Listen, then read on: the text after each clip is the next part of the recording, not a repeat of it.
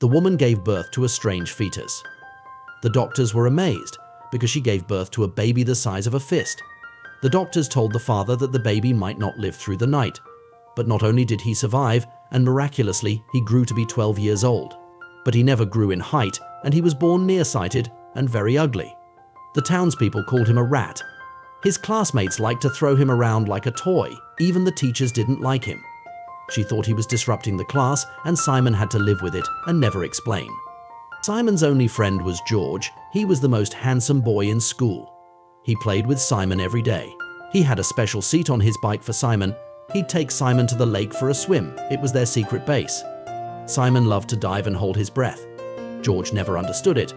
Why does it matter how long you can hold your breath? I don't know, it just does. When Simon got in the water, George counted the seconds. Then he suddenly spotted two girls rowing a boat on the lake. They came to talk to George. George replied in a dumbfounded manner. By the time Simon surfaced, George had forgotten how long he'd been diving. Simon turned his head and froze. He liked the girl with the yellow hairband, but he only whispered it to George. Marjorie! Stop it! Simon has a question for you.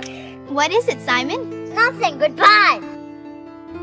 George tried to tell the girl what Simon was thinking, but Simon covered his mouth.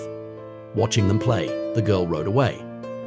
When they came ashore, George asked Simon why he didn't dare to confess his love. She said you were cute. She means cute like a baby turtle is cute. Girls don't kiss baby turtles. Looking at the girl in the distance, Simon fell into silence. But he soon regained his heart, because he had a stubborn confidence. He thought that God must have a special mission for him to fulfill. He wanted to be a hero. Although George didn't believe in God, but he didn't knock Simon either. He was a bastard. His mother was the prettiest woman in town, but she would never tell George who his father was. Every time she appeared, she attracted the attention of all the men. On this day, she came to watch a baseball game. The coach put Simon on the field on purpose. Watching him struggle to put on his helmet and pick speaking up his very own little baseball bat, everyone went crazy. They taunted him like a rat. There's only one person who'll speak up for Simon. Do your thing, Simon. Show him how it's done. Simon doesn't need to make a play to win a game. It's all about the opponent's mistakes. And George's mum said, That was great. Way to watch. Simon loved George's mum so much. She was the only place where he could feel the love of a mother. At night, Simon wanted to stay at George's house, but his father left a message on the phone.